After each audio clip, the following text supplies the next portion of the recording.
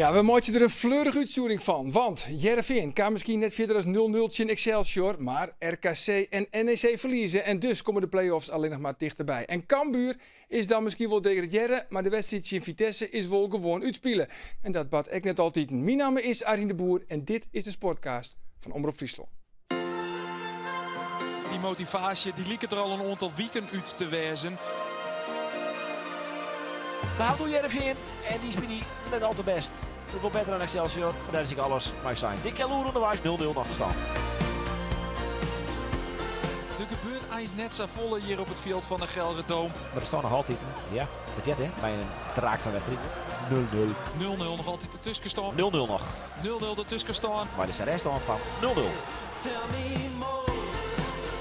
Er lieken neer te ondergaan. Het is best zo'n typische Cambuurwedstrijd om het zo maar te zeggen. Goeie vastzet of zelf zitten, goeie vastzet. Ah, die moet eruit hellen. Hier dan zelfs ketten, jongen. Het is 2-0 worden voor Vitesse. Ik in hetzelfde wedstrijdverslag jaren litten als verliezen weken als een paar weken lien. Twee pil, er zit twee spelers van Excelsior vrij. En die die bal maar krijgt jongen de pil. Oei, daar had Heerenveen geluk. Daar zit Kastjoes hier nog vrij van de goal en die kent een maatje. Nee, die gaat jongen.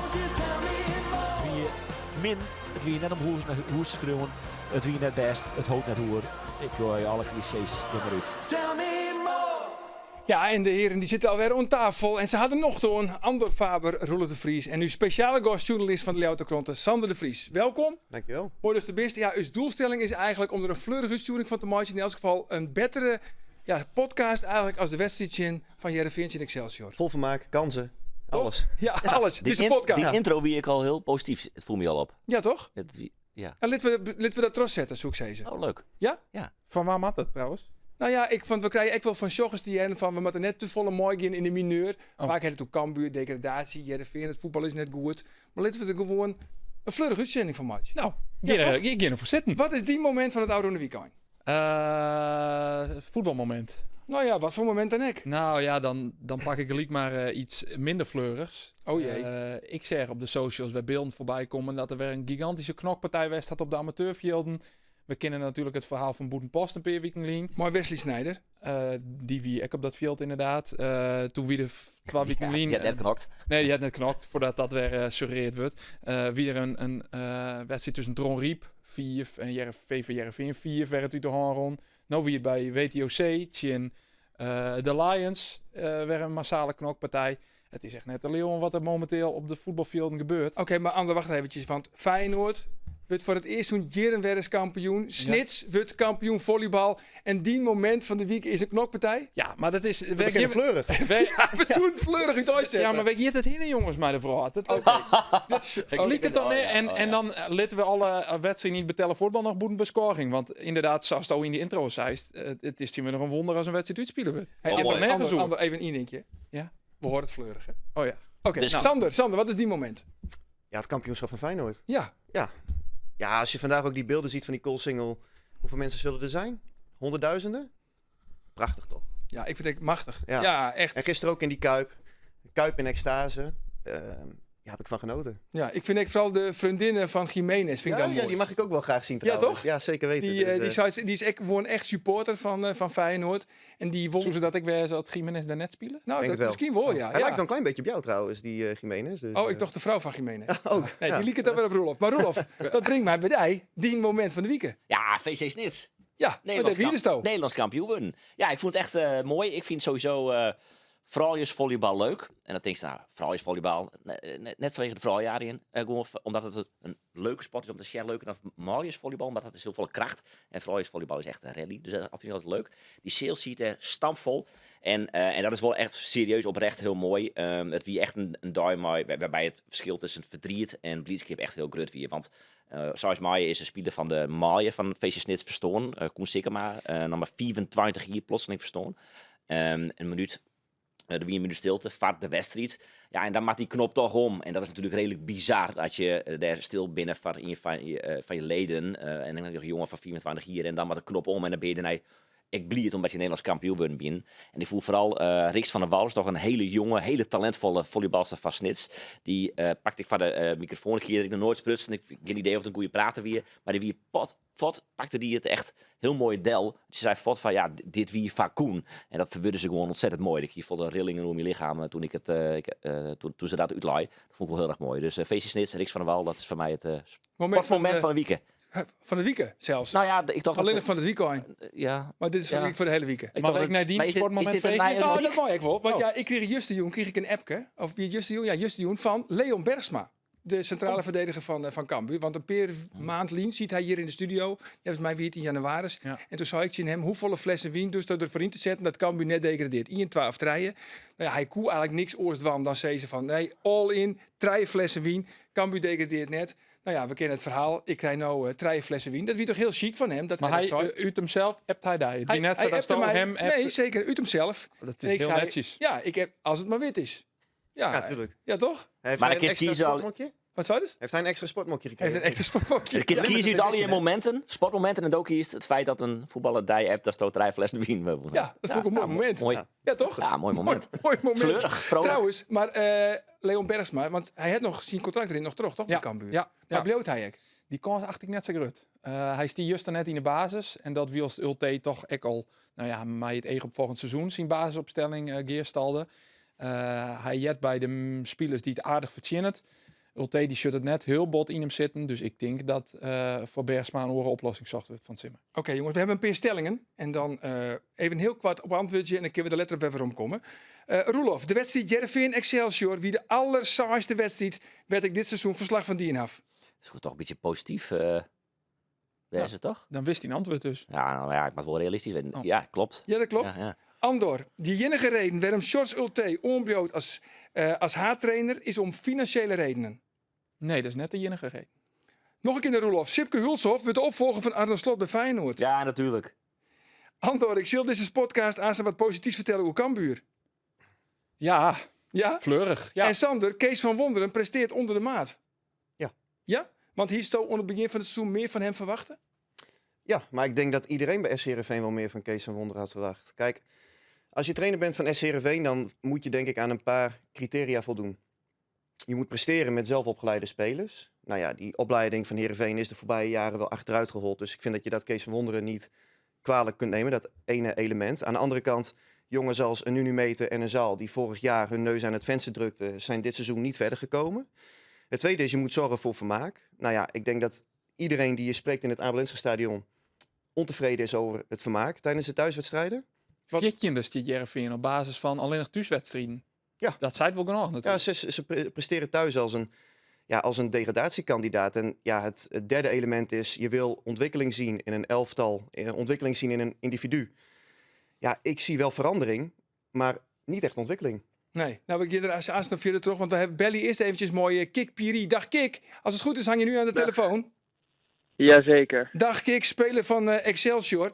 Ja, want jij was afgelopen zaterdag, keerde jij weer even terug in het Abelense stadion. Hoe was dat voor jou? Ja, bijzonder. Het is altijd bijzonder om daar weer terug te zijn. Het was even geleden. Ik moet zeggen dat ik ben al 1 keer eerder terug geweest met Twente, maar toen was er geen publiek met corona. Dus nu was het de eerste keer weer met publiek. Volkslied. Dat is toch raar dat je toch in een ander shirtje staat. Ik heb er toch 12 jaar rondgelopen. Je zong als Maar het enige was, speler van Excelsior, zong jij mee met het Fries Volkslied? Nee, ik zong niet mee. Ik moet eerlijk zeggen dat ik wel op een gegeven moment mezelf betrapte dat ik een zinnetje mee mompelde.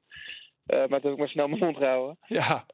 Maar dat is altijd een warm gevoel. Ja, want je had kunnen scoren, hè?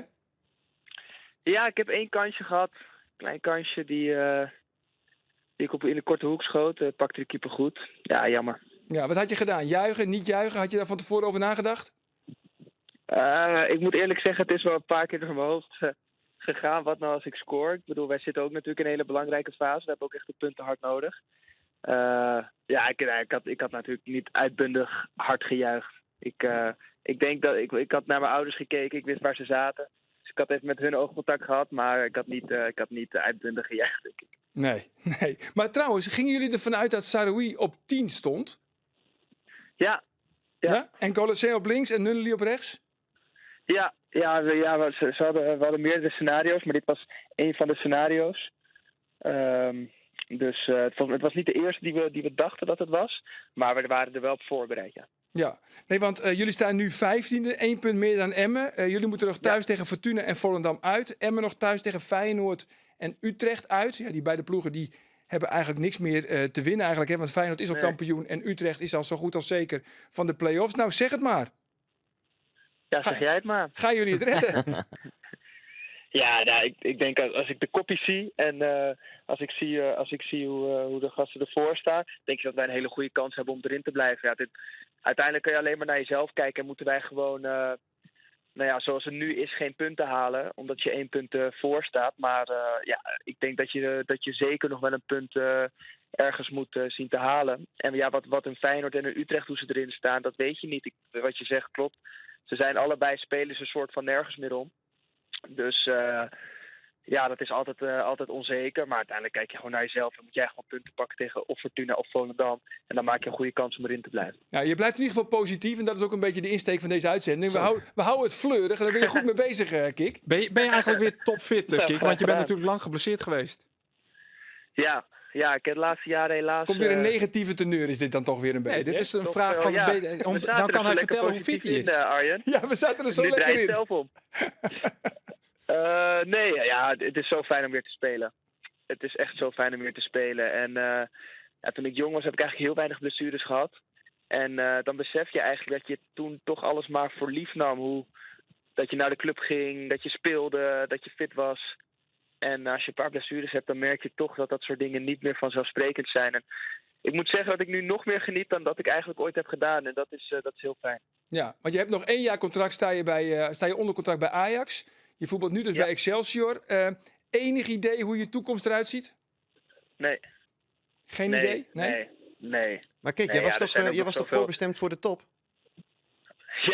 Ja, soms lopen dingen in het leven anders dan dat je vooraf verwacht had. Het zijn tegenslagen, maar het eindstation is nog niet bepaald. Ik bedoel, ik ben nog pas 22, dus er kan nog een hele hoop gebeuren. Gelukkig ben ik jong begonnen. Maar wat er gaat gebeuren, weet ik nog niet. Ajax heeft ook een nieuwe TD. Ik weet ook nog niet wat daar met de trainer gebeurt. Dus er zijn ook nog wat onzekere verhalen in. Want je zegt, ik heb nog 1 jaar contract. Dus ja, wat gaan ze doen? Halen ze me erbij of zeggen ze, we verkopen je, want je hebt 1 jaar. Dat weet ik nog niet. Dus dat gaan we allemaal nog zien. Ja, en wat wil jij zelf? Ik wil zelf volgend jaar gewoon bij een team spelen waar ik gewoon weer 34 wedstrijden ga spelen. Waar de kans zo groot mogelijk is dat dat gebeurt. Dus dat is voor mij sowieso een van de vereisten. En waar dat dan is, dat zien we wel. Oké. Van waar die vragen, Sander? Heeft Kik dat zelf gezegd of zo? Nou, ik weet nog goed dat Kik debuteerde. Volgens mij was het tegen ADO Den Haag uit. En toen was hij nog maar 17 jaar. En ik had hem echt een paar prachtige passes zien geven. Voorassist waren het volgens mij. Ja, en toen dacht iedereen van oké, dit is the next big thing. Hè? Dit wordt echt een speler. Ja, Ajax logisch. Hè? Miljoenentransfer.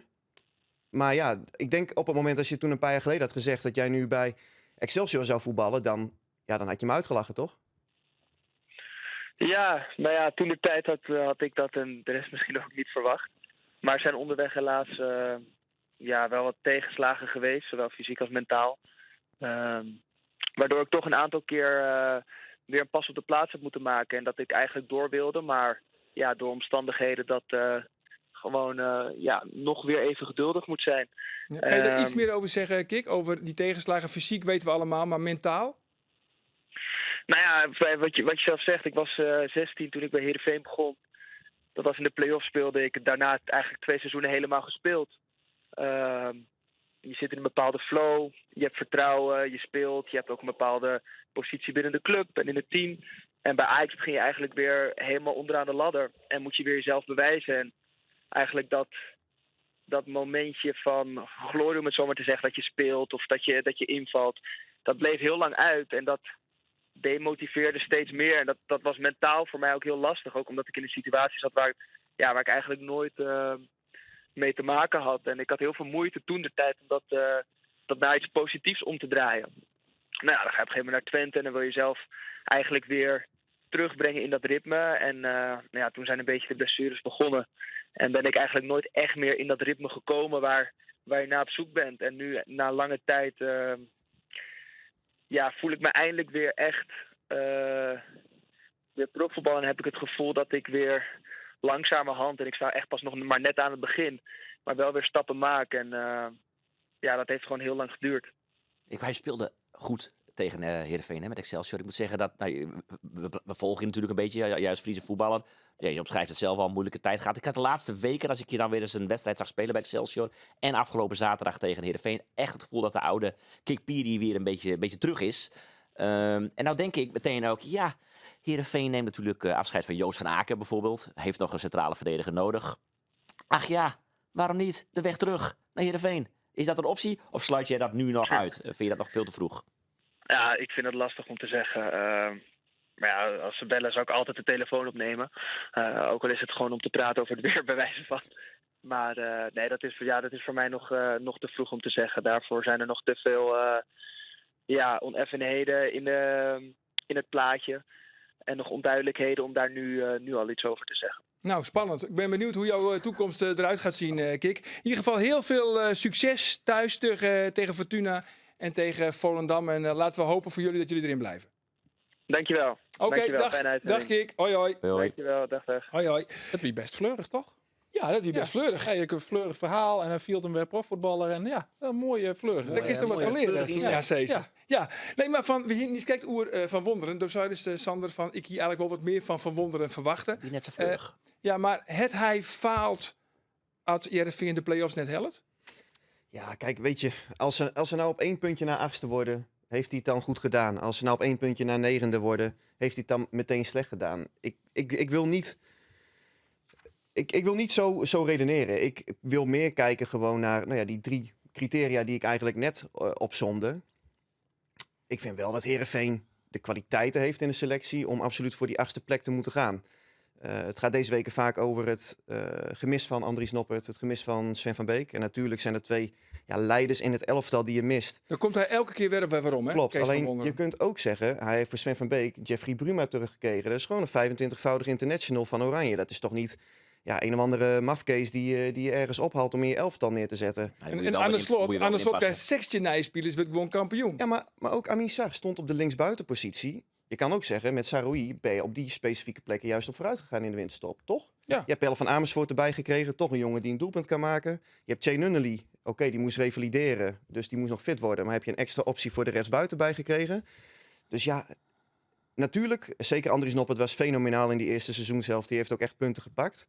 Maar alleen verschuilen achter het gemis van die 2 spelers, Is te daar makkelijk. ga ik niet in mee. Nee, Ik vind het te negatief. te negatief. Ja, omdat... voor mij wie de stelling die begon mij, als je 8e wordt, dan faalt hij. Nee, dat Nee, dat was hij ondermaats. Ondermaats. Hij presteert Ondermaats. ondermaats. Ik vind, je moet zien naar hoe de club presteert en hoe de trainer Kees van Wonderen presteert. Nou, ik vind als de club Heerenveen 8e, 9e, 10e eindigt, dan is het eigenlijk een 6'je. Prima. Niet boven de maat, niet onder de maat, op de maat, om het zo maar te zeggen. Ja, maar 8e heeft play-offs, 9 en 10 heeft niks. Nee, dat weet ik wel. Dus wel Maar een wel een Heerenveen verschil. had een begrutting tussen ongeveer die plakken. Dus op basis daarvan worden de ranglisten hoe het algemeen verdeeld. Vitesse presteert nou 4 onder de maat, Sparta 4 boven de maat. Dus dan kom je uiteindelijk nog altijd wel een beetje rond het 18e de plak te landen. Grains is natuurlijk de 4 wuiszakken. Een scenario zoals Grains nou ook komt, die een grotere begrutting had als Heerenveen ooit ook komen is, realistisch maar je wijze. Het verschil tussen de nummer 8 en de nummer 15 van de Eredivisie qua spelersbudgetten is ik net zo heel erg grut. Kom eens naar je punt, bijvoorbeeld. Dus Maar zie jij wel die ontwikkeling dan? Van Ja, maar dat is, individueel? ja, precies, daar gaat het om. Dus dat vind ik als club zijnde. Maar de middelen die Kees van Wonderen had, vind ik net dat hij gewoon puur ranglist technisch jongen net heel min presteerd had. Maar hij slaat Dan- er toch echt dan net is in de- om hoe- Heerenveen hoe de- herkenbaar voetbal Dan is te de hoe die laten ontwikkeling inderdaad. Dat ga ik hem vregen in het interview naar de wedstrijd. En ik vind dat er wel ontwikkeling in zit. Ont de winterstop. Nou, toen voel Noppert uit, Van Beek uit. Dat kijkt al gewoon. Sar voer vod. Wel echt 3 key players van Heerenveen. Echt super belangrijk die daaruit voelen.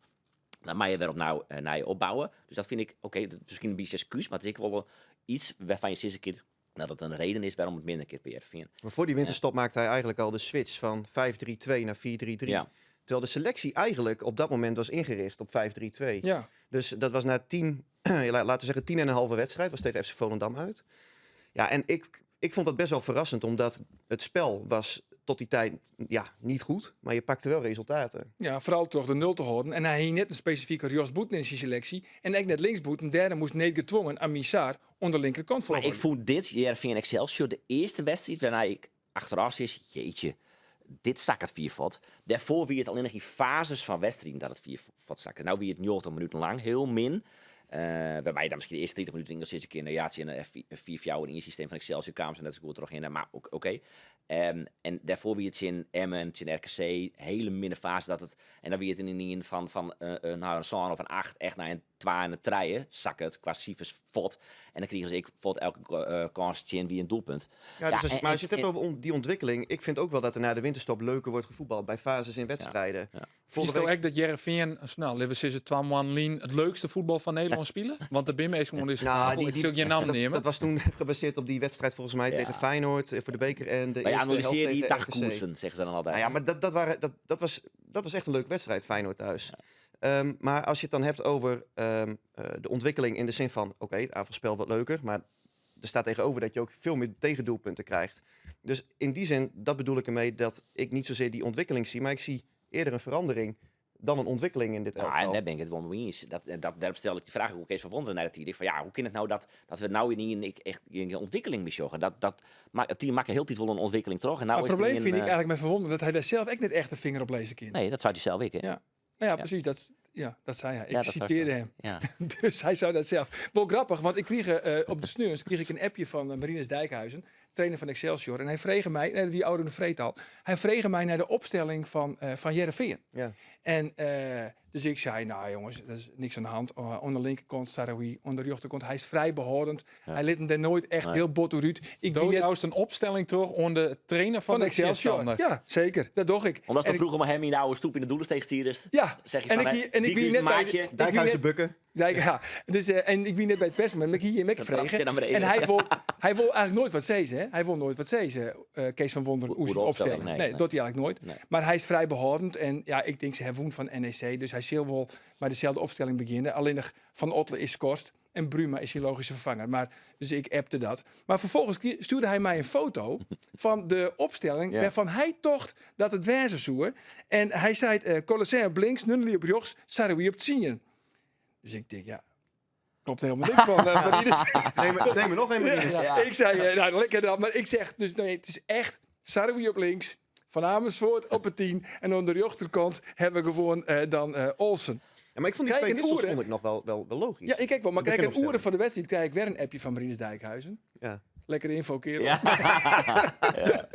maar ik dacht, Colosseum gaat op 10 spelen op plek. Ja, maar hij die dus. Ja. En daar hingen ze dus, wat we hier in Kikpiri, daar hingen ze dus van tevoren wel rekken mee houden. Ja.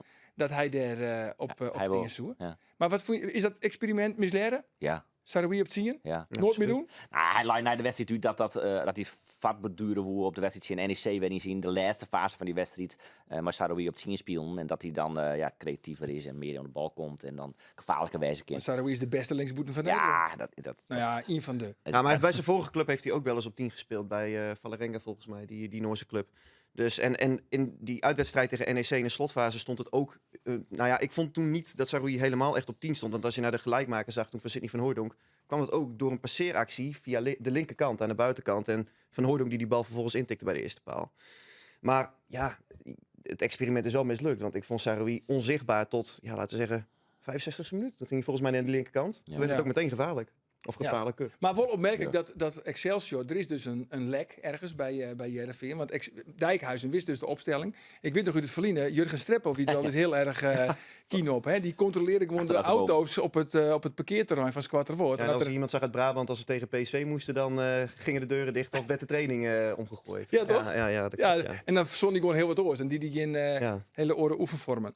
Goed, vind je er nog dingen hoe Heerenveen? Roelof, was er nog wat kwijt? We hadden een quoteje van Kees van Wonderen. Haast er iets van, Ja, vind je dat leuk? Ja. Ja, nou, leven we dan maar Jere. Kees van Wonderen. Ik kan me ook voorstellen dat het zagrijn misschien wel een beetje is, omdat... dat heb ik zelf misschien ook wel een beetje, dat ik denk, het wordt misschien juist eerder slechter dan beter wat het team laat zien. Kun je dat een beetje voorstellen? Nou, vandaag wel. Ja, vandaag wel. Maar we moeten ook niet te snel... Incident? niet te snel naar een mindere wedstrijd gelijk alles in Ik wil nog niet helemaal afzeiken. Maar... in mineur trekken. Wat je een beetje probeert. Maar dus ik snap, wij hebben allemaal een matige wedstrijd gezien. En we kunnen nog een paar opnoemen. Die hebben denk ik elke ploeg in de Eredivisie. Draak van een wedstrijd. Draak. Maar niet negatief. Weer verder. Dit was een mindere wedstrijd. Moet dat minder negatief zijn? Nou, in de zin van om daar alweer een hele consequentie aan te verbinden op de lange termijn. Als we hier iedere week naar zitten te kijken, naar draken van wedstrijden. En dan geef ik je helemaal gelijk. En nu mag het ook. Jij mag ook dat vinden. Alleen, ik ben er dan ook voor om toch een beetje nuance aan te brengen in de route die we bewandelen. Ja, de kritiek neemt daar net alleen nog van de supporters en van de boeteverhoord, van de media, maar ook intern, begreep ik. Ja, dat klopt. Ook bij SC Heerenveen, ja, laten we zeggen, binnen de muren van het Abel Enstra stadion hadden ze ook meer verwacht van Kees van Wonderen. Dat is gewoon de realiteit. Hij heeft bij Go Ahead Eagles heeft hij het fantastisch gedaan natuurlijk. Hè. En daar had hij natuurlijk ook, de minister van Defensie noemde ze hem daar, omdat hij zo vaak op de nul speelde. Maar toen had hij ook echt geen beter materiaal. Dus je kunt zeggen dat hij bij die club echt het maximale eruit heeft weten te persen. Bij Heerenveen heeft hij toch een selectie gekregen.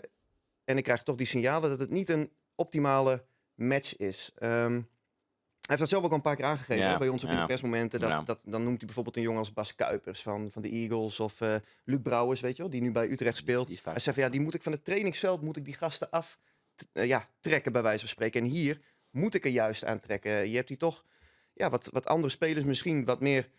Ja, noem het zondagskinderen of zo. Hij heeft het altijd over strijders en meer strijders. Ja, en ik hoor maar dat ook irriteert Kees van Wonderen, maar dat irriteert oorsom. De spelers misschien ook wel, dat ze soms met Chinsin naar de trainingen te gaan. Nou ja, dat heb ik wel gehoord, ja. En dan heb ik het niet over een wisselspeler die ontevreden is dat hij niet speelt. Dus ja, dat is natuurlijk geen goede zaak. Nee. Hoe moeten we dat schetsen? Is dat eentje die je gesproken hebt? Zijn dat meerdere die dat signaal afgeven naar jou van nou... Ze vinden het een heel lang en vermoeiend seizoen. Ja, nou goed, en ze willen eigenlijk weer echt een krijger op het middenveld. Nou, dat heeft ook al een paar keer onjoen, hè? Van een type Marten de Roon, Arek Radomski, Stijn Schaars, Paul Bosveld. Nou, neem ze alle maar op. Dat soort types, die moeten eigenlijk bij Heerenveen weer waarom op het middenveld. Die missen ze. Ja, die had ze nou net echt. Tom Haaien is degene die daar denk ik het dichtst bij in de buurt komt. Maar dat is toch echt vooral een technische middenvelder, vind ik, als echt een poetser op zijs. Een slachter op het middenveld. Je wil eigenlijk een Sijs en achter het zien hebben bij... we hadden vaak gewoon op het middenveld, maar Stijn Schaars, Kobayashi en Pelle van Amersfoort toen trouwens. Maar in het verliezen hier staan Arek Radomski, Jeffrey Talan en Daniel Jensen, wist wel. En dan haast een loper, een doelpuntenmakker en in die van de verdediging steert Gotje Stichter in en creativiteit verzorg je maat. En die balans, en dat zei Kees van Wonderen, volgens mij die is er net in de selectie op dit stuit. Nee. Dus ja, maar volgens mij stelde jij die vraag van, is dat nou straks om het begin van het seizoen het eerste wat je hem dan zullen op ziek naar die Sijs? Nou, zei Kees van Wonderen, nou ja, zo werkt dat niet. Maar dat is wel niet uit dat ze dat wel gaan doen. Als je de woorden van hem vrij interpreteert, dan maakte ik er in ieder geval wel uit op dat wel het primaire, of in ieder geval een van de primaire targets is, samen met een goede vervanger voor Sidney van Hooijdonk in de spits, want er moeten ook doelpunten bij. Dat ze echt voor die 6 gaan die, laten we zeggen, kan breken. Bijvoorbeeld een Mohamed El Makrini, zoals hij dat in zijn goede jaren bij Cambuur was. Daar had je ook die compositie op het middenveld goed in orde met Makrini de breker, Erik Bakker, de paser en Rietsmeijer daarvoor als een soort creatieve genie of speler. Maar bij Heerenveen heb je in die zin wel wat te veel van hetzelfde op het middenveld. Dat ben ik wel met hem eens. Dus, maar ik vind ook, met Pelle heb je toch gewoon een speler erbij gekregen die...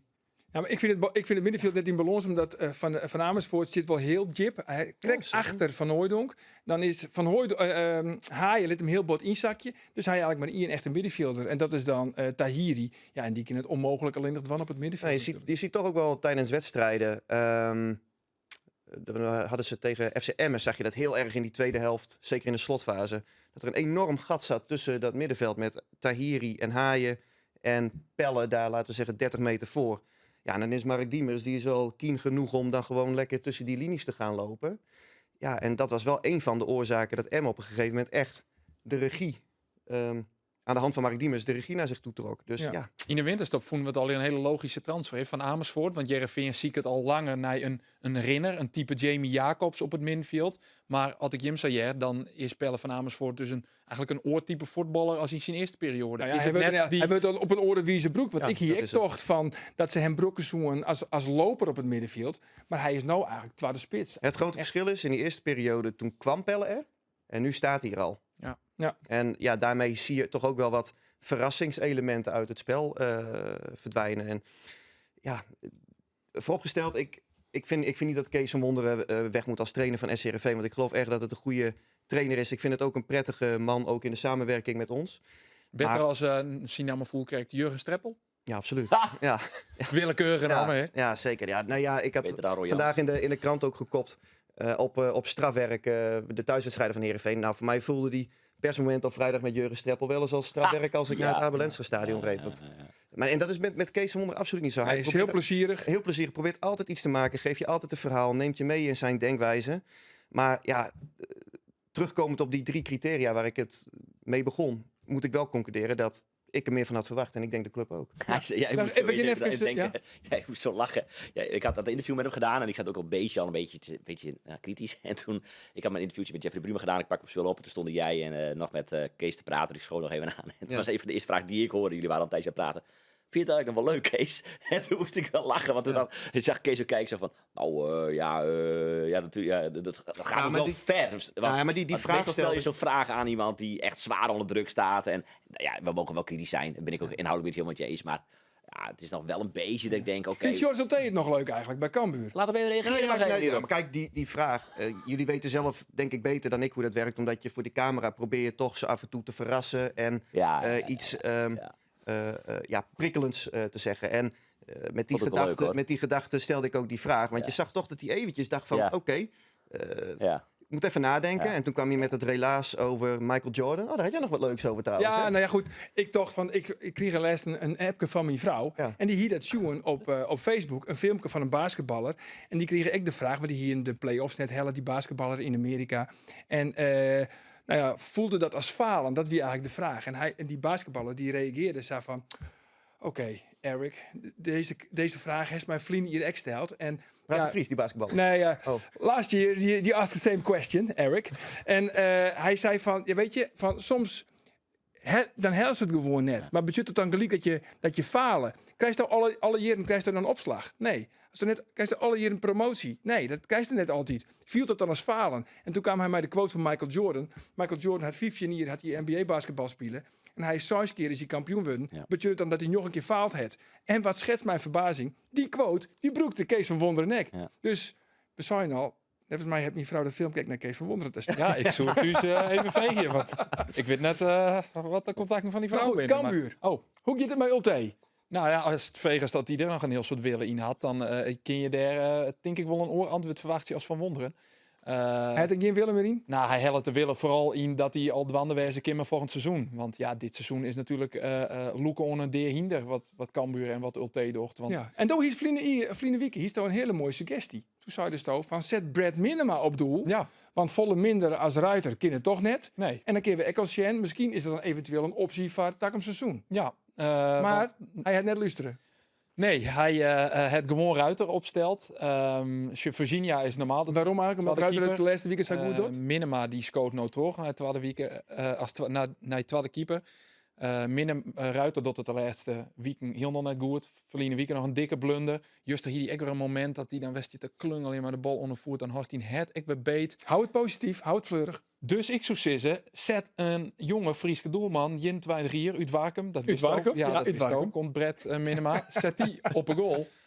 Want dan kun je Sjen, is het wat voor volgend seizoen? Ja. En waarom had hij dat net in? Nou ja, dat kan hij best zelf lussen, denk ik. Mooi. Ja, kijk, ik denk dat Brett, ik kan wel zeggen, die gaat zeker minuten krijgen dit seizoen nog.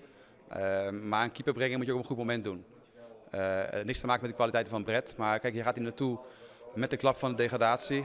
Tegen een tegenstander die extreem gebrand is. En dan kunnen mensen heel makkelijk roepen, niks te verliezen. Ook al doet Brett het goed. Stel wel echt een mindere dag gehad vandaag. En je krijgt met 5-0 op je broek. Dat is geen debuut voor een keeper. Dus je moet als trainer heel zorgvuldig zijn met een debuut van zeker een keeper. Dan ben ik liever degene die te voorzichtig is en Brett beschermt. dan degene die zegt, niks te verliezen, punten scoren bij supporters. Ik breng Brett lekker in, want dat vindt iedereen leuk.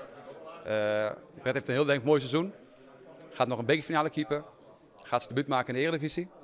Dan heeft Brett denk ik een heel mooi seizoen. En dan kan ik wel te gretig zijn of te veel willen. Maar dan moet je denk ik net liever te voorzichtig dan 1 dag te vroeg. Dat is misschien de beste korte omschrijving. Ja, en Kisto die in Fine? Die is uitlis? Nou ja, hij maakt vinden, maar ik zou er minimaal de wol op zetten. Ook omdat wat ik vorige week zei, het kind net minder bij Ruiter. En natuurlijk, er bestaat een risico. Er is een afbreukrisico. Maar ja, ik vind dat je dat op de Cape dan niet meer matten. Ulte zei, mensen zeggen dan, je hebt niks te verliezen. Nou, ik vind op zich, heb je niks te verliezen, toch? Nou ja, ze kunnen nog zoontje in de wurgen. En hij bedoelt, niks te verliezen van zijn jongen, wist wel. Hij helde zelf het voorbeeld om van Tijmen Nijhuis bij FC Utrecht. Hele jonge, talentvolle keeper. John van der Brom, die zet hem op een goal. Hij maakte een blunder. Een week later waard Van der Brom ontslaan. En hij zei het Nijhuis, want die kent Ulte vanuit Utrecht. Die komt er door de dij van, het komt hij eigenlijk net onder bak. Omdat clubs, die jek je omdat ze dat beeld van die Nijhuis hadden. Nou ja, zo'n scenario, dat schetste hij nou. Hij zei simpel, clubs tegen zijn keer het al wel heen. Die shot dan nog of 4 aan in blunder van een keeper. Dat liep het mij echt, maar dit is het voorbeeld wat hij onheft. Dat het risico heel groot is en dat dit zijn kar is. Ja, ik verwacht dat Minima in de laatste wedstrijd in RKC keept. En dan kun je een blunder maken. Dan kun je ook een blunder maken, maar dan is het voor het thuispubliek. Die zal misschien daar had hij misschien wat meer krediet, is de gedachte. Maar alleen nog RKC en Sparta uit, die keept hij dan net? Nee, dat denk ik net, want de Waasje daarna speelt Cambuur, de onder je 20, de bekerfinale, het Pek Zwolle. Dus dan kun je die keepen en dan keept hij in de laatste wedstrijd in RKC. Oké, maar dus zou dus niet kijken van, Ulte, ik weet net dat hij er nog wel een soort nocht on had en de spelers zelf? Snakken die ik echt naar het eind? Ja, die bibbelt daar oneind, want wat doe je nog voor? Wat doe je het voor? Ja, het is en je sjugge alle weken hetzelfde. Justerek weer het zindoelpunt en het zak het als een kaartenhoes in elkaar. En wat ik wel opmerkelijk vond trouwens, Ulte die had na die wedstrijd tegen Utrecht vorige week. Ja. Toen had hij gezegd, want er werd gezongen van Sjors, Ulte, neem je rotzooi mee. En toen had hij gezegd iets in de strekkingen, corrigeer me als ik ernaar zit, maar met de rotzooi bedoelen ze de spelers volgens mij, want die lopen hier al een tijdje rond. Dat was een beetje... Nou, hij vregen van wat bedoelen ze eigenlijk, dus de fans, maar Ulte, neem je rotzooi mee. Wat bedoelen ze met de rotzooi? Ze bedoelen jou ook, Sjors? Ja. Toen zeiden ze dat net? Nou, ik zei, ik denk dat ze maar rotzooi de spelers bedoelen, want wat die oors mij nemen. Ja. Ik vond het wel opmerkelijk hoor. Die quote van Ulte zelf. Nou ja, dat als je zo over je spelers praat. Nou ja, het is een ongelofelijke mismatch. De chemie is het totaal net. Maar dat heb ik vorige week zei. Zo deze selectie intact blijven, dan hier Ulte volgend seizoen je trainer meer West. Maar zijn geluk is dat deze selectie. Maar net alleen nog een mismatch met de spelers, maar is het ook een mismatch met de hele club? Nou ja, er binnen een heel soort die dat suggereren, maar het is vooral denk ik een cultuurverhoring. Want Cambuur is Henk de Jong wend. Henk de Jong is een oortype trainer. Ulte, en dit is een wetenschapper. Ulte is meer een docent. Frame, label. Ja, precies. Lekker makkelijk. Maar Ulte, je jaren van spelers, maar Pascal Bos gaat zien je laten. Die zei ik, Ulte, hij had zijn verbeterpunt, maar ik denk wel dat het een goede trainer is. Ja. Zij praten spelers ook over hem. Misschien net alle spelers nou bij Cambuur, maar oren spelers werden mij werken had. Het is wat oors wat ze went binnen bij Cambuur. En verhoring, dat maakt het benauwd. Ik vind ook, wat dat betreft zie je bij Heerenveen en Cambuur wel een beetje hetzelfde ontstaan. Hè? In de zin van dat met de week wordt haast de roep om Henk de Jong luiden bij Cambuur. En hoe slechter Heerenveen nu presteert, hoe luider wordt dan de roep om Ole Tobiassen. En ik moet eerlijk zeggen, ik word wel een beetje moe van dat gedweep met die twee trainers. Want het is niet zo zwart-wit dat alles onder Henk de Jong goed was en alles onder Sjors Ulte slecht is. Het was ook echt niet zo dat vorig seizoen onder Ole Tobiassen alles goed was en nu alles slecht is. Ik heb nog even gekeken in de archieven. Heerenveen speelde vorig jaar onder Tobias. Verloren ze de eerste 4 wedstrijden. Hè? Toen speelden ze 2 keer gelijk, heel moeizaam met 0-0 tegen Willem II RKC. Ja. Nou, toen had ik een stuk geschreven met de vinger ligt op de paniekknop bij SC Heerenveen. Want toen was degradatievoetbal echt de orde van de dag. Dus ik kan er niet zo. Daarom vind ik ook dat Kees van Wonderen het best oké doet. Sjoerd het feit werd ze wel komen. Ja, dat ik. Ja. Nou ja, ik bleef erbij van, hij slaagt het er net in om herkenbaar voetbal te spelen. Dat waar zit Heerenveen nou eigenlijk voor? Hoe zou zo het voetbal van Heerenveen typeren? Ja, maar ja. Nou bedoel? Ja, onder Kees van Wonderen. Ja, een beetje saai. Nou ja, precies. Ja. Maar ontleen jij laten we zeggen, het voldoen van de trainer alleen aan een plek op de ranglijst? Nee, niet alleen maar. Dus ik ga ook wel mee in, oké, het moet beter en het moet een stap omhoog. En het, nou die wedstrijd in Excelsior, sowieso is ik dat ontwikkeling stagneert. Maar goed, dat is er op basis van in je wedstrijd en een aantal fases zien. En een aantal orenwedstrijden in het seizoen hetzelfde. Maar ik vind die ranglijst is natuurlijk wel belangrijk. Het is wel een belangrijk element. Natuurlijk, maar Heerenveen, ik heb het wel vaker gezegd. Heerenveen wordt nooit kampioen. Nooit. En ze zullen waarschijnlijk ook net degraderen. Maar dan word je toch... Is dat maar net de loer? Nou ja, ze is het net de loer. Nee, dat klopt. Nee, maar dat vind ik dat is een belangrijke nuance. Nou ja, misschien wel. Maar van... beziek je in elk geval het publiek te vermaaien. En dat gebeurt, dit is het tweede seizoenshelft totaal net. Nou ja, dat beziek je natuurlijk nou wel mee te dwaan. Ik neem aan dat het een van de redenen was dat om te wijzigen van het systeem van 4 strijdtwanen, 4 strijdtreinen. Absoluut, dat is de hoofdreden. Dat zit in het beleidsplan van inmiddels 15 jaar geleden of zo. Maar dat ze dat meer dwaan willen op die manier voetballen. Maar dat was toch zo, dat klopt ik net. Want ik bedoel, ik kan me nog heugen. Ik zie het in het AZ-stadion. Door die verslag van Heerenveen en RKC. Nou, ik heb die nog nooit zo positief via toen. Ja, de eerste helft, ja. De eerste helft is echt heel leuk. Ja, dat klopt het, ja. Feyenoord, die thuiswedstrijd, die krijgt de onhelle waard. Ja. Dus hij is, het is echt net zo dat het alleen nog maar... Nee, dat klopt. Dat klopt. Alleen het spook van RKC, dat wappert nog altijd rond in het Abelense stadion. Want het hoeft maar één keer erin te glippen en ze worden een keer gevaarlijk, de chinstander. Ik al hebben ze daarvoor het Heerenveen een urenlang dominant west. Dan valt het in één keer uit elkaar en dan is het zo. Het is een soort het slappe koord. Een koorddans op een slap koord en dan kan het samen de oren kanten vallen. En vaak is het dan echt desastreus. Maar geloof jij erin? Waarin? Het spook van RKC. Nee, ik denk dat dat een metafoor is voor het feit dat Kees van Wonderen gewoon nog net derde vinger op het zere plak lezen kan. Nee. Ja, misschien is het iets. Het is misschien wel iets mentaals. Het zit misschien wel in de kopjes. Maar jongens. Nou, dan hebben we de conclusie dat we in Friesland 2 clubs hebben die mij een mentaal labiele spelerselectie te krijgen. Nou ja, en ook, want toen Kees van Wonderen hier vorig jaar kwam, en aanvankelijk Chorzolté denk ik in Leeuwarden ook, was het toch wel, in ieder geval bij Heerenveen, een gerechtvaardigd optimisme, zo zou ik het willen omschrijven. Hè? Goed gedaan bij Go Ahead, vooral is allemaal bekend. Ja, dat is al in de aanloop naar het volgende seizoen, is dat er niet. Nou, hij stond vorig jaar 2-0 voor. Maar aan de andere kant, stel hij helpt de play-offs, wat best een realistisch scenario is. Ja, dan clichés, wedstrijden. Alles is mogelijk. Alles is mogelijk. Ja. We bespreken de dagkoers. Je kan, daarom. Maar je kan nog net zien, maar wat voor gevoel je volgend seizoen ingeeft. Klopt. Maar als het zo eindigt, ja, dan wel. Ja. Ja. Maar ik denk dat hij het zelf ook wel niet shot. Hij zei niks van niks van cavia's kun je geen leeuwen maken. Ik denk dat hij... en één zwaluw maakt nog geen lente. Jerk in die interview. Zo. Ja. En dus denk ik dat hij zelf ik wel inshot. Dat er echt wel een verhoring komt maar in die selectie, misstrijders, balans op middenveld. Nou ja, Sven van Beek straks en Noppert hebben rond schild. Ja, Noppert die misschien bijtekent. Jongens, het is er 4. Ja. Oh, is hij nog steeds niet bij de koffieautomaat? Die maken jullie toch altijd interne personeelswijzigingen bekend? Ik moet trouwens zeggen, ik ben meerdere keren nou al op het matje roppen bij de haatredacteur. Nee, ze horen altijd echt gewoon, ze zijn altijd een beetje benauwd voor deze rubriek, maar jou helemaal niks. Alsof het de grutskop is, maar van nee, we moeten erom tinken. We moeten erom tinken. Misschien vooral voetbalgerelateerde gossip, dat misschien kennen. Aan de andere kant kan ik me voorstellen dat bij de Ljouwte Kranten je moet er echt wel over hebben bij de koffieautomaat. Over deze rubriek? Nee, wat er gebeurd is met Aaron Wiekoin.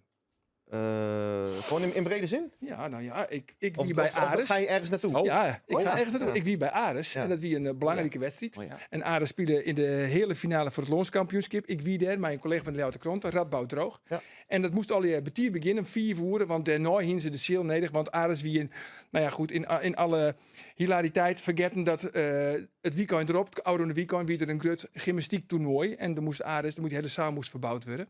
Dus klokslag 4 uur moest en zou die wedstrijd beginnen. Maar om 4 uur het koen net, want stroomstoring. Koffie. Koffie. In het Radboud hier koffie per ongeluk vallen litten in het... Stopcontact of zo? Of in het verlengsnoer, in het haspeltje. En dus niks diert. Dus, totale kortsluiting. Maar wij hebben hem nu ook, hij heet nu ook anders bij ons, hè? Nou? Timo Jepkema vindt het een goede grap. Ja, ik zie hem aankomen. Radboud nat. Ja, hij heet Radboud Droog, voor de duidelijkheid. Voor mensen die het niet weten. Keurig. Zie je allemaal lachen. Nou goed. Had je me trouwens nog Jet van Siep van de Ploeg? Siep van de Kast? Nee, Siep van de Ploeg. Nee? Nee, nou, komen we daarnaast nog op. Hij staat nog wat? Twee dingen. Twee dingen. Eerst, hoe een collega eigenlijk van Sander, Ja, een paar weken Altijd geleden, leuk, hoe de collega's. heb ik Marissa de Jong neemt, die het verkeerd wassen had. De Ja. shirts van Bolzert, rechtnoemers, catastrofe voor de topper. Ik moet rectificeren. Want ze had op wascursus West bij Paul Jansen, de materiaalman van Cambuur. Ja. Dus het zal nooit weer gebeuren dat in Bolzert de rechtnoemers net goed op de shirts bij het eerste zitten. Oké, Superleuk. En nog een Hartstikke dingetje. nog een dingetje. Het mooiste voetbal, dat zie je toonsje op de Bosk. Oh, want dan Dan Ja. komt het mediateam in actie. het mediateam. De, Ja. de linksboeten zit hier. Ja, De Sijs, hij weet de het zelf Matten niet. de Ja, Roon, maar- de breken? de slachter van Rieptjerk, hier zitten. maar waar is je hem trainen dan? Het duo Andries Hoekstra en Roelof de Vries. Oh jee, Roelof de Vries is trainer? Nou goed, nou ja, let ik even hier, want Inspiratiebron. we hebben nou een orentrainer op de telefoon. Misschien Want- kan Roelof daar nog wat van Nou ja, leren. want ze zeggen vaak, Feyenoord is kampioen. En dat komt toch een goed gedeelte, toch Arne Slot. Hè, dat zeggen ze toch een heel soort Maar mensen. toch het grootste gedeelte. Maar ja, Vlienen hier wie Arne Slot er ook al. En toen waren ze treden. En toen kwam dit seizoen, Sipke Hulshoff van Triesel, die kwam erbij. En wat gebeurt er? Feyenoord is kampioen. Sipke is de Michelin. Dag Sipke. Goedenavond. Goedenavond. Hoe is het, meidje? Ja, goed man. Ik zit in een lekker restaurant, dus ik zou me niet lekker voorscholen. Dus Oh, dat is wat, altijd goed, hè? wat zit er op het menu? Sliptong. Sliptong. Ah, altijd lekker. Ja, wat van de Altijd goed, Mintje. hè? Het is Van een de Mintje. Parkheuvel of zo. Wat is het? Michelin-ster restaurant daar toch? Rotterdam Parkheuvel? Nee? Nee. We willen maar gewoon arbeidersjongens, hè? Dus gewoon niet. Oh ja. Gewoon blauw, hè? Nee, van de Mintje, wie de Nee. huldiging, Sipke, op een call single. Hoe wie dat? Ja, van mij die dat die grandioos. Daar had ze een bepaalde voorstelling van natuurlijk, omdat dat Lietse jongen vroeger natuurlijk die huldiging op de Feyenoord tune had. Met al die mensen die op de call single kennen, maar die echt grandioze meidje. Die overweldigend. Ja, want de spelers die gaan vaak helemaal uit hun dak, hè? En die jongen Veskes en alles. En de technische staf, die bloot dan een beetje op Eftergroen. Hoe is dat te belibben? Ja, we zien natuurlijk wel met z'n allen prachtig mooi voorhoorn. Hè? Er is een hele mooie overzicht over het plein. En alle pleinen zien gewoon onder nokta vol. Ja. En heeft de En microfoon maar, ook nog even pakt of niet? Nou ja, ik zo'n 4 nummers jongen, maar daar hadden we elkaar al gepakt. Het woordskip, hier wel wat west. Nou, in deze tijd net, hè. Nee, dat is ik zo. Hoe hast je de oren nou, sinds 24 uur beleefd, Sipke? Sinds maar vanuit het laatste fluitsignaal tot nou. Ja, ik moet wel zeggen, die kwam natuurlijk voor Rusland op 2-0 in de wedstrijd. Dus er hier net mogelijk voor in ieder geval ik dat we de wedstrijd onder controle hier dat het voor het kampioenschap kleurde. En nou, het start natuurlijk altijd de tweede helft in hoofd dat het eerste gedeelte goed terugkomt. Maar toen we het fluitje aangaan naar de 2-0 die het ontlading en de Kuip ontploft. Het mooie is natuurlijk ook, dat de familie erbij is. Dus ja, het is tot nou een groot feest. Dus maar ik heb wel een beetje zei van een call single. Ik vind het prachtig mooi dat de meesten mij om me heen echt mij niet te kennen. Het is nou juist wel hoe groot deze club is. Ja, want Jim Wien natuurlijk ook herfstmeister. Dus zie je direct aan tafel in de podcast. Maar wanneer kwam bij jou nou echt het gevoel van Feyenoord kan echt kampioen worden? Ja, toen we 8 punten voorkwamen op PSV. Die heeft natuurlijk die linie het PSV Ajax, het won PSV. Dus toen werd Ajax kansloos, wat ik toch wel een hele lange tijd dat de beste concurrentie had. En toen werd het vol met 4 wedstrijden, niet verschil 8 punten. En dan had je wel het gevoel van, dit kan bijna net meer misgaan. En dan mag natuurlijk nooit blikken, ik als staf zijn richting je spelers. Maar ik denk wel dat het moment weer dat toch van, nou er binnen, ik zie naar uw programma natuurlijk wel nog in. Ja, dan heb je wel echt wel het gevoel van, in ieder geval dit kind is bijna net meer onomburden. Nee. Hey, en hoe shot nou die komst eruit? Want dat zil vooral hing je van wat aan de slot van Sil? Nee, daar hing het er net van al. Ik ga nog een 2-jaar contract bij Feyenoord. Die contract is onlangs verlengd in mijn opties ligt. Dus ik kom ervan uit dat ik de komende 2 jaar nog bij Feyenoord Ja, bij maar Feyenoord zit. Willem van Hanegem het al zijn dat hij bij daar wel ontwaren zoeken als haattrainer bij Feyenoord. Mooi. Nou, dan is dat een man met een put in zich. Ja, die heeft er echt verstoor van. Zonder gekheid, het is nou een prachtig mooie staf. Dat wil ik onberoemd in Nederland. Hè? Hoe in ieder geval onze kapitein aan de slot samen met zijn stafleden, met Pusic, John de Wolf, met mezelf en met de keeperstrainer Galit en ik de fysiek en de medische staf. Ik denk dat wie is daar mij ik onderscheiden van, dit seizoen ten opzichte van andere teams. Dat is een hele mooie samenwerking. Hè? Nu wil ik al hier in onze kracht zetten. Dus voor mij op dit moment geen reden om oors te denken. Ja, juist zeg ik nog het Arne Slot, die waard in het bad smieten tussen de spelers. Waar wie de stoot doen op dat tijd? Ja, ik ben net zo groot, hè, dus ik kan me even stoppen. Ja, want volgens mij is er wel in het bad lijn of net? Ja, we hadden zeker niet lijn. We hadden met jou die lijn. En die hadden mooie foto's gemaakt. Een prachtig mooi onderteken. Die hadden mij de hele staf in de badlijn. En nogmaals, ja, geweldige meid. Is dit nou het hichtepunt ontnood in je carrière, Sipke? Het mooiste wat mij maken hast? Absoluut. Zeker als naar de prijzenpakkertjes. Dit is als je voor een club als Feyenoord is, was kampioen van Nederland. En ik denk dat als gewoon realistisch is, op dit moment de grootste prijzen die we pakken kunnen. En dat is, en als dat dan maar snel ontdust, ja, dan neem ik wel zeggen dat dit het absolute punt is uit mijn carrière. Toch wel mooier dan kampioen worden met ONT, toch wel. Ja, maar dan worden we geen kampioen mee, hè. Oh. Op laatst speelden wij wie de Griet van Arie en de Boer, die is... Ja, Stefan Jurink. De nek op die, hè. Zo is het, Stefan Jurink. Ik heb nog... Kido zat je in hem zo en die lange spits van Hudde Griep, Stefan Jurink, zit er nou gewoon een mansje op, maar nee. Ja. Nou, jongens, het visje loopt voor me, dus ik moet hem wel op ieder. Nou zwemt er voort. Oké, jongen, lekker niet. Klinkt nog nuchter. Goed zo, oké. Hoi. Dat wie Sipke Hulshoff. Nou, mooi toch? Dat hij eventjes onder de telefoon komt op Koe. Ja, en hoe een mannen weer assistent boenscoach. Ja, want de voorselectie is bekendmaken. Ja, Nations League. Dus, zeker. En Sidney van Hooijdonk en Milan van Ewijk weer in de voorselectie. En Daniel van Kaam. Ja. Daniel van Kamek. Ja, waanzinnig toch van Sipke. Ik bedoel, volgens mij kennen we hem allemaal al jaren. Ik weet nog goed als je bijvoorbeeld naar het amateurvoetbal ging in Burgum een paar jaar geleden. Dat je Sipke daar met zijn Burgumjasje aan de lijn zag staan. En als je dan ziet waar hij nu staat, hoe hij dat heeft bereikt door keihard te werken, door te investeren in zichzelf, door de weloverwogen keuzes te maken. Ja, en op dit moment heb je denk ik 3 toptrainers in Nederland. Arne Slot, Erik ten Hag en Ronald Koeman. En 2 van de 3 lopen met hem weg. Ja, dat. Wat zijn die keuzes vooral? En want hij hier bijvoorbeeld haattrainer willen kennen bij Cambuur. Maar nee, hij kiest ervoor om assistent te worden bij Volendam van Wim Jonk. Nou ja, Jochem van het seizoen misschien wel haattrainer bij Cambuur worden. Hij maakt het zo'n stap. Ja, en als het just hoe dat hem uitbetelt. En had hij heel vroeger ook al. Hè? Toen hij in de jeugd bij Cambuur zat, kon hij naar het oosten of zo, Qatar, kon hij daar ergens in een opleiding werken. Maar dan zei hij, nee, ik blijf eerst nog hier, ben ik nog niet klaar voor. Ik wil eerst naar ONT om dat erbij te doen. En eerst elftal, jeugdteams.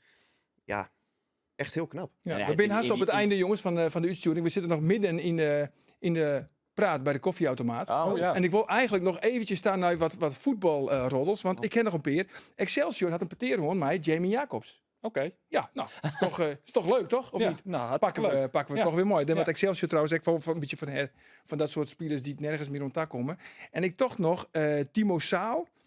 Dat zou misschien wel wat voor Cambuur wezen. Denk je hem net, Timo Saal? Ja, ik hoop nog altijd dat Jervingen, niet als een contract van Alhaas, maar dat gaat niet meer gebeuren. Maar het contract van Timo Zaal nog, dat is nog wel een optie, dat nog wel iets rusten wordt. Want het rent aan het einde van het seizoen aan. En dat is ook... Hij is Maar waarom had hij international. verlengen? Want ik bedoel, hij heeft amper spelen. Hij heeft geen perspectief, toch? Nee, vanuit zijn perspectief Ja. is misschien verstandiger om vol te gaan inderdaad. Maar vanuit het perspectief van Jervingen zijnde... Ja, maar dan maak je is met wat het verlengen. bieren. Ja. Nou ja, en dat zoek dus eens een foto hier verdienen. En ach, waarom dat net gewoon dan Cambuur dan? Nog een orennamme voor Cambuur. Want ik weet dat Henk de Jong altijd een charmeerd wie van Jordi Bruin. Nou, Jordi Bruin mat nou voort bij NEC. Zou dat het wezen? Ik denk dat dat een onwinstwijze is voor Cambuur. Maar ik veeg hem al had hij een stap omleeg, dan won naar de KKD.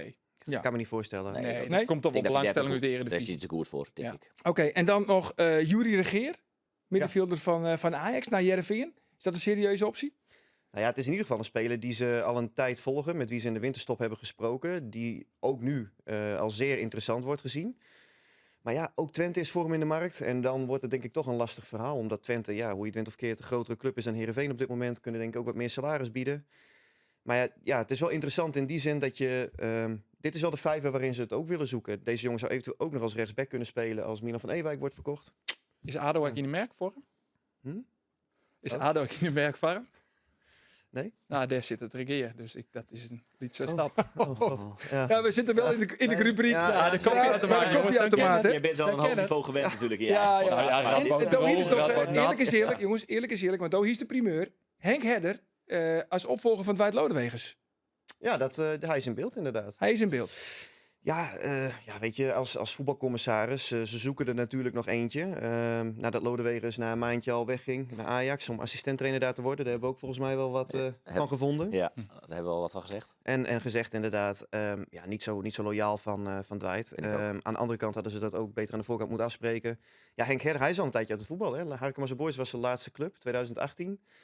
Kent Heerenveen wel goed. Weet ook... Ja, Heeft volgens mij nog steeds een voetbalschool, toch? Ja. En in Heerenveen ook? Nou, dat weet ik niet. Maar Heerenveen omgeving? Ja. en hij is heel lang opleider geweest. En dat is ook wel in die zin belangrijk, gezien de staat van de opleiding ook, dat je daar ook een klankbord hebt. Ja. Is hij het zwiergewicht wat een RVC Daar nodig heb had? ik inderdaad... Ja, kijk, als je het met afzet twijfels, ja. tegenover Lodewegers en bijvoorbeeld Westerhof, die er in een recent verleden hebben gezeten, zijn dat wel mannen met veel meer ervaring, veel meer gewicht, veel meer meegemaakt dan Henk Herder met Wel alles. gewerkt bij Harkema's Boys en Panathinaikos. Dat is op zich wel weer... Dat weer wel. Maar Dat goed, kun je om ook net, we hebben al praat bij de koffieautomaat wel een heel soort voetbal gerelateerd. Ik krijg nog een poesbericht. Ja? De poes van Anneke Dauma is fjouwer in je wurden. Oh. Je verwacht het Kijk niet. hem lachen, joh. Kijk hem Hebben jullie lachen. dat gepusht? Nou ja, nee, dat hebben we niet gepusht. nou ja, goed. Ik hou ooit zo'n hoen kocht. Er staat een hoenkoch. Ja. Ja, Serieus? bij Griet Wiesma. Twijlien. Ja, Twijlien. Oh ja. Openbaar. Ja, dat is oud nieuws. Oh, sorry. Ja, Maar Master Orenman nog weer? Had Tine wat had? Er staat ook nog, Nee. nog wat Nee. nice? Nee, roddels. Leuke roddels. Roddels? Nee. Eigenlijk Hebben jullie nog wat gekocht voor moederdag? Jazeker. Dan ging ik altijd naar de lekkerste ijssalon van Ljouwert. Ik mag je namen nemen, maar daar ging ik dan heen. En dan haal ik altijd waardebonnen van uw mem. En die kan de hele simmer terug. IJstaat en Helly bij La Venetië. Heb ik de namen toch verteld. Jongens, we binden. Alexander? Want de vreeg is misschien mijn bedoeling. Nou, niet iets bijzonders. Een eierkoker. Nou, Werd zeer gewaardeerd. Goed, Die goed cadeau. heb ik 2 jaar geleden gekregen op Vaderdag. Serieus? Ja, Hij staat aan het kriegen? Ja, met zo'n deuntje erbij. Dat was wel een Ja, bofkont, hè? maar- En een Heerenveen-pyjama Ja. en een eierkoker.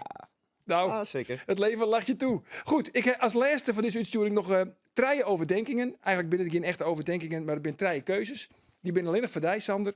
En het vervelende is, er maakt wel antwoord Jan, maar we komen er net meer op waarom. Nooit meer? Nooit meer. beetje fleurig graag. Want zij Beetje, is we heel willen het fleurig uitsturing, hè? eindigen. Ja. Matt Kikperi, waarom komen we naar Heerenveen? Nee. Nee. Wint Heerenveen van PSV? Nee. Nou, Hast er nog vertrouwen in Kees van Ronderen als trainer bij Heerenveen? Ja. Nou, dan eindigen we toch nog een beetje fleurig. Nou. Toch nog. En zo enthousiast ook. En zo enthousiast. Ja. Mooi man. Nou ja, Nou, we komen er net op waarom. Oké. Dit weekend. Sander, mij die dank deze. Tiege dank dat je weer is in de Sportcast. Heren, Jimek, nieuwe weekend, dan ben we er weer bij een nieuwe Sportcast. Onthoud. Dag.